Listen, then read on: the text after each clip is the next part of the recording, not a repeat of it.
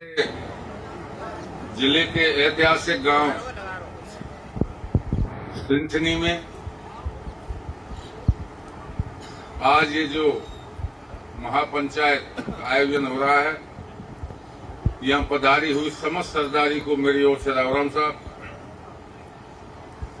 सबसे पहले तो मैं महाराजा सूरजमल जी को नमन करते हुए और हमारे उन सारे पूर्वजों को, राजा महाराजाओं को, जिनकी वजह से हमें भरतपुर वासी होने का गौरव प्राप्त होता है, उनको भी मैं नमन करना चाहता हूं। मुझसे पूर्व वक्ताओं ने अपने अपने तरीके से अपनी बात रखी है। आप सब जानते हैं कि 2021 से ये विवाद चल रहा है। 3-4 दिन पहले मैं सालासर बालाजी दर्शन करने गया था, तब एक पोस्ट मैंने वहां देखी जिसमें महाराज साहब ने अवगत कराया कि मोती महल का हमारा जो पुरखों के द्वारा जो राजतंत्र था लोकतंत्र से पहले, उसमें उनका एक संविधान होता था, बाकायदा उसमें एक लॉ मिनिस्टर होते थे, वो सारी वैधानिक व्यवस्थाएं थी। वहां से प्रतिपादित वो झंडा रहा। और आप सब जानते हैं, मेरे बुजुर्ग यहाँ बैठे हैं, कि इस झंडे के लिए राजा मान सिंह जी ने अपनी शहादत दी, शहीद हुए। महाराजा सूरजमल जी ने जो लड़ाइयां लड़ी वो सब आपके सामने है। महाराजा जवाहर सिंह जी का पराक्रम आपके सामने है। हमसे 20 किलोमीटर दूर मुगल सल्तनत की राजधानी फतेहपुर सीकरी थी और अकबर का पूरे भारत पर राज था, लेकिन कभी पीछे मुड़ के 20 किलोमीटर भरतपुर की तरफ आंख उठाने की हिम्मत नहीं हुई। ये उन राजा महाराजा का पराक्रम था।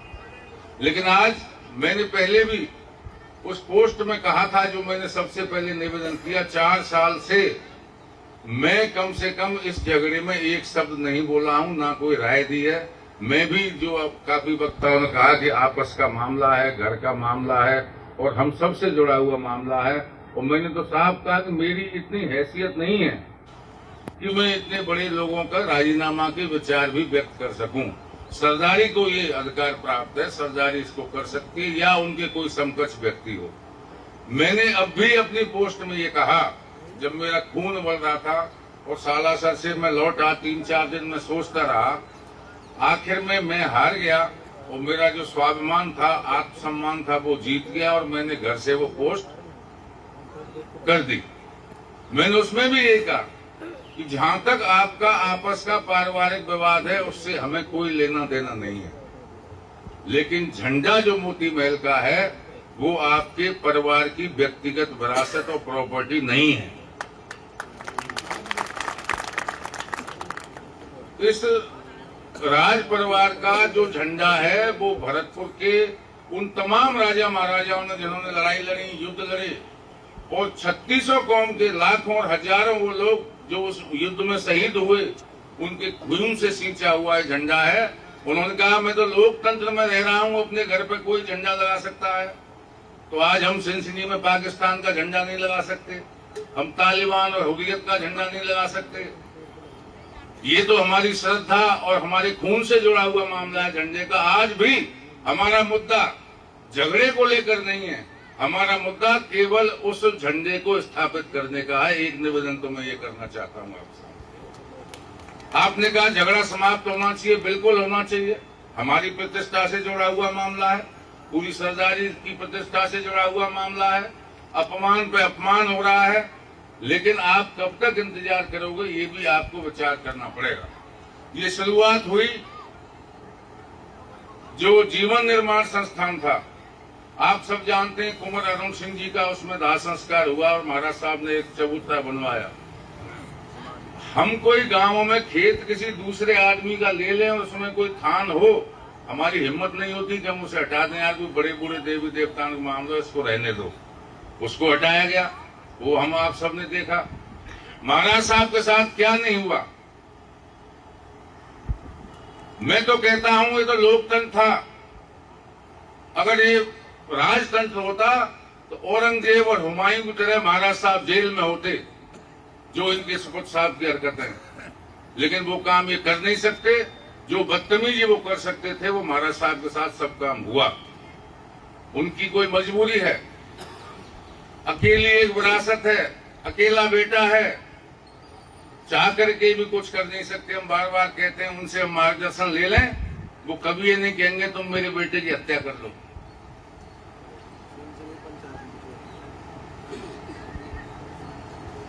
कभी हमें राजपूत बनाया जाता है, यहां तक कह दिया गया कि हमने तो, हमारे पूर्वजों ने इन जाटों को बेवकूफ बना करके इन पर राज किया है। क्या हमारे राजा महाराजाओं का ऐसा व्यवहार था कि हम बेवकूफ बने? एक आत्मीय व्यवहार है, और वो व्यवहार हमें आज महाराजा विश्वेश्वर सिंह जी के रूप में भी बरकरार मिल रहा है। फर्जी, बनावटी और आत्मिक व्यवहार की परख हो जाती है, आप सब मुझसे अनुभवी हो।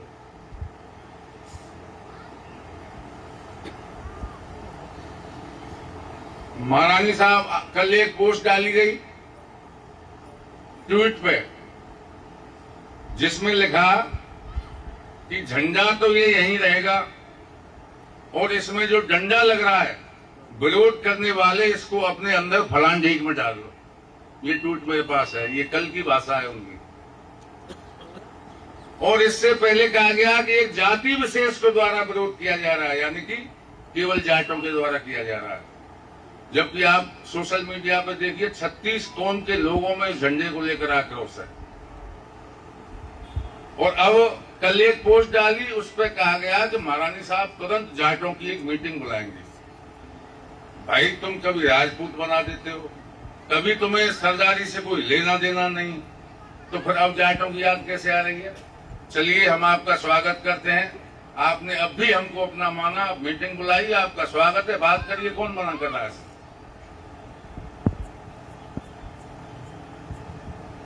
तो ये सारी चीजें हैं।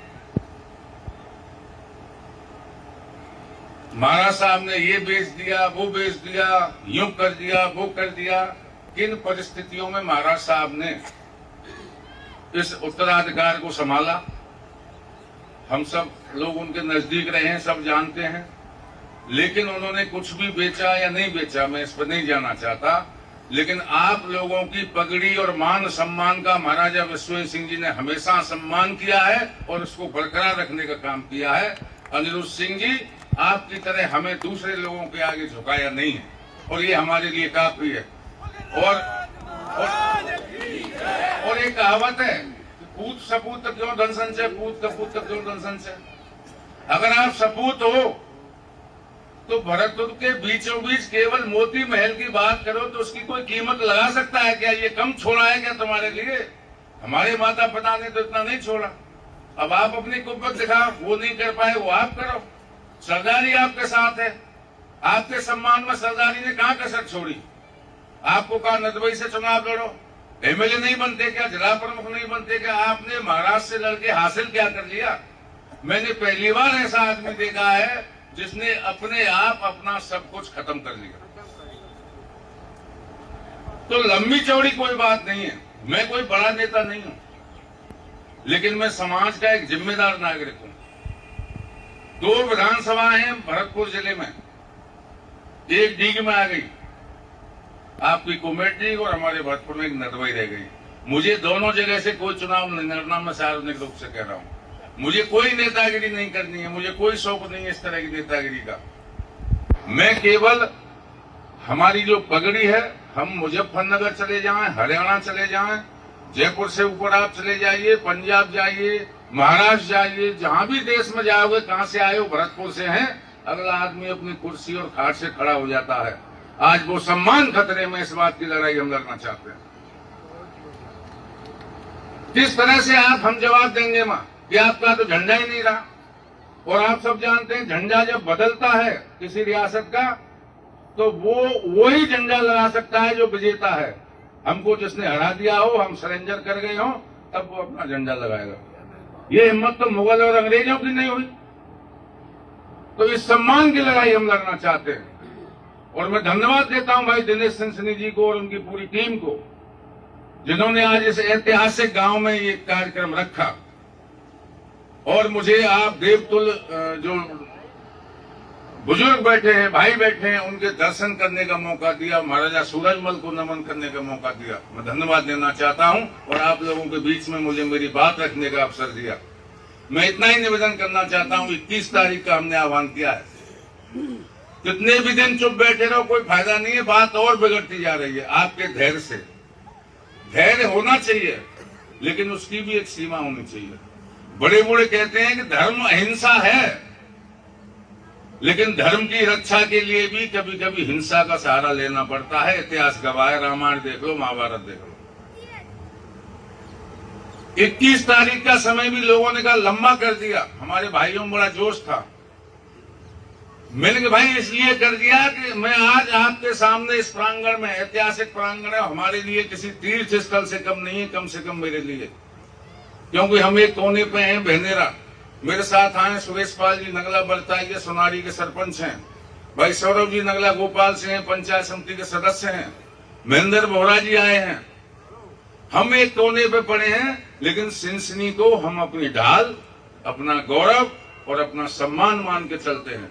सिनसिनी हमें हौसला देती है, सिनसिनी से हमें ताकत है, सिनसिनी हमें ऊर्जा देती है और एक हिम्मत हमें हमेशा रहती है कि हमारे पीछे सिनसिनी बड़ा ग्राम हमारा खड़ा है। उस अधिकार के साथ आप लोगों के बीच हाजिर हुआ।